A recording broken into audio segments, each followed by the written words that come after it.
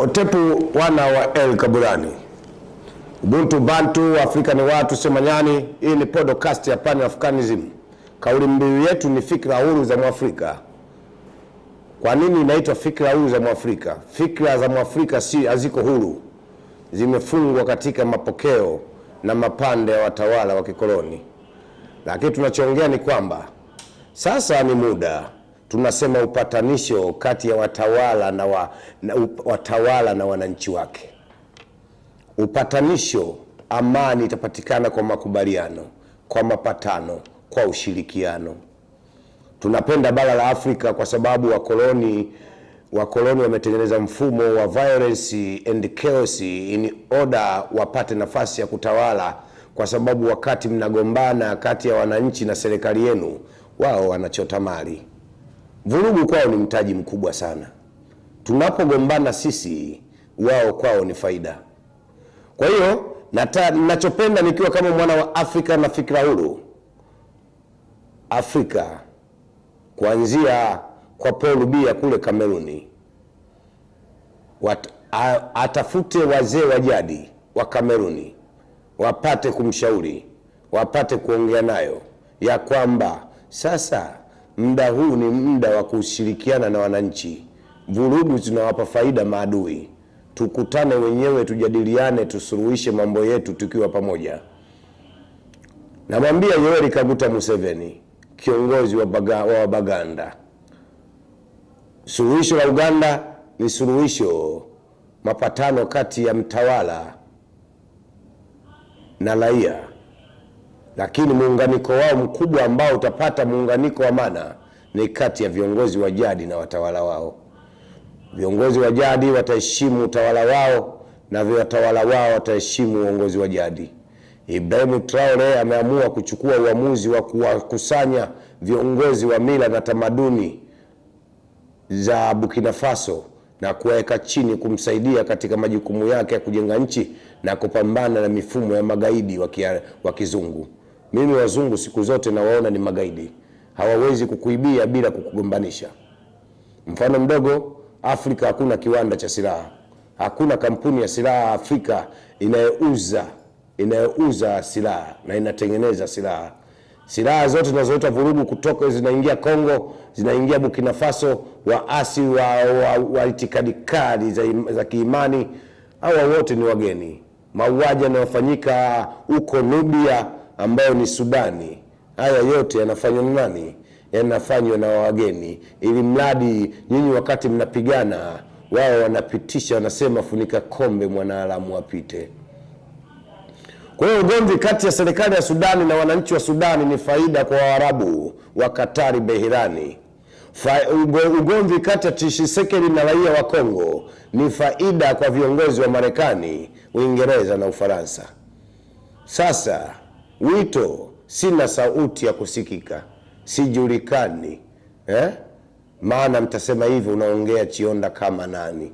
Naongea kama mwana wa Afrika, kijukuu cha mababu, kijukuu cha kina Kwame Nkrumah, kijukuu cha kina Mobutu Sese Seko, kijukuu cha bwana Patrice Emery Lumumba. Mimi ni kijukuu chao. Mipaka ililetwa na wakoloni. Hawa wote walikuwa wana wa Afrika, njia yetu moja na nia yetu moja. Vikundi vikatengenezwa. Kuna vikundi vya imani vimetengenezwa kupambana na serikali zao. Kuna wanasiasa wametengenezwa kupambana na serikali zao.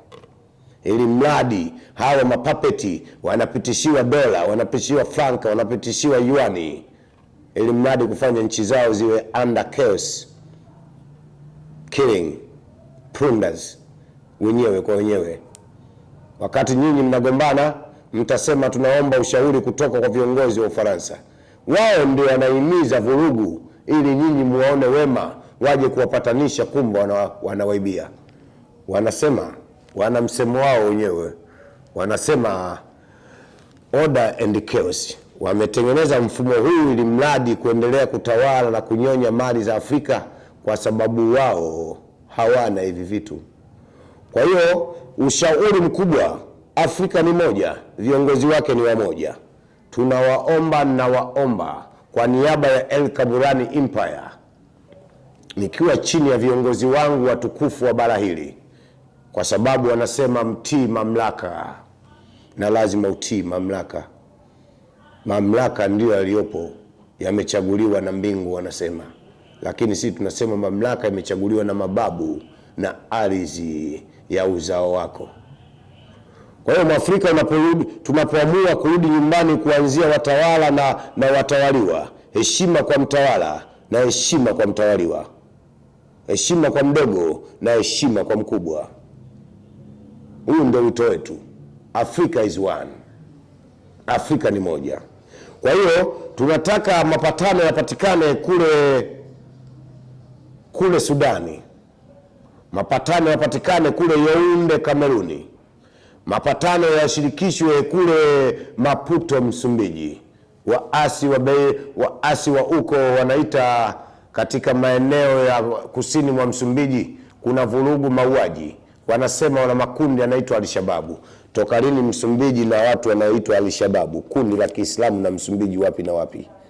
Lakini hii wanasema wagombanishe, wapatanishe, let a solution, divide and rule.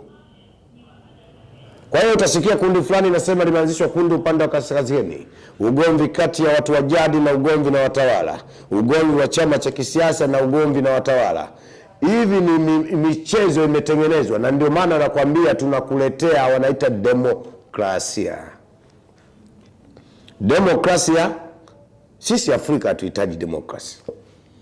Demokrasi ni mfumo wa wakoloni, wa kutukandamiza, wa kutuondoa katika njia zetu. Unapogombana wewe na ndugu yako, adui yako, wanasema Waswahili wamesema wanapopiga ugomvi wa panzi faida kwa kunguru. Kunguru ni mzungu. Mzungu ndio kunguru. Kazi yake kuokota, hana cha kutengeneza.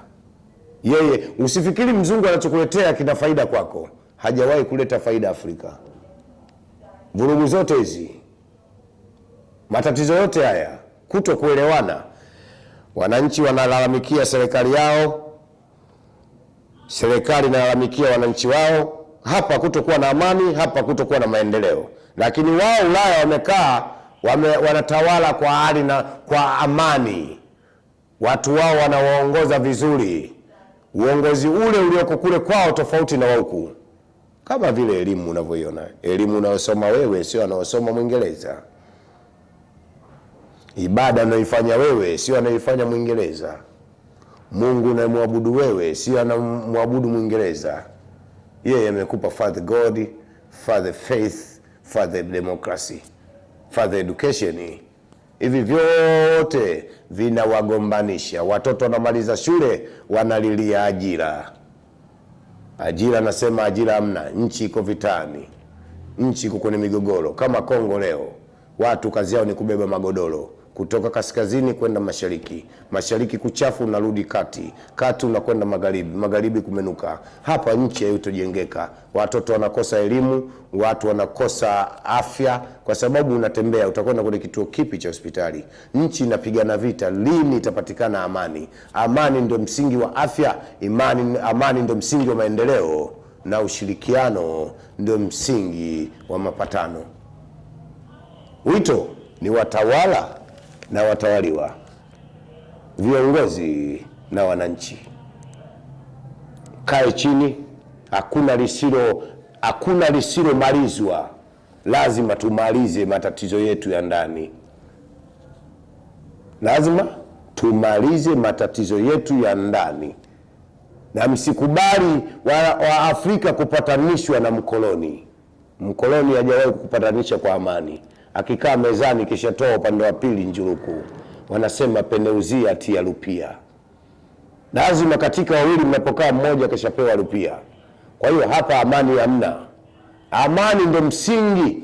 Amani ndio msingi wa maendeleo. Amani ndio msingi wa kipato. Amani ndio msingi wa mifumo yote. Ili elimu ipatikane shuleni kuwe na amani, wanafunzi waende shule warudi nyumbani na kesho warudi tena. wazazi wao wawe na amani, waende wakafanye kazi, ili vijana wasome, wapate chakula kilichokuwa sawa, wapate uniform, wapate elimu yenye utulivu. Mwanafunzi yuko darasani, bomu linapigwa, atasoma huyu? Mwanafunzi yuko darasani, jana kalala na njaa. Mwanafunzi yuko darasani, amekuja na miguu imetoboka kwa kutembea pekupeku. Shule anakwenda mwanafunzi pekupeku, madaftari yamechanika, uniform mbovu. Hii ndio anachokitaka mzungu. Shule zao wanasomea magorofani, wanatumia kompyuta kuandikia, wanafundishia. Wewe huku bado huku kwenye ubao wa simenti uliopaka rangi nyeusi. Bado naamini kwamba mtu mweusi yeye ni kama ubao tu wa kuandikia, na ndio maana ubao ukaandikiwa mweusi, kwa sababu hii yote ni matusi kwako wewe mtu mweusi. Wanaita divide and rule. Give them democracy, they need money. Ukiwapa demokrasia, wao watahitaji pesa. Wanasema wakoloni, mzungu Mwafrika ukimpa silaha atawageuzia wenzake kuwaua. Sio kweli. Hii ni mifumo mlitengeneza nyinyi ili kutugawanya kati ya mtawala na mtawaliwa. Lakini amani itapatikana pale mtawaliwa atakapomheshimu mtawala na mtawala atakapomheshimu mtawaliwa, kwa sababu wote ni nchi yenu.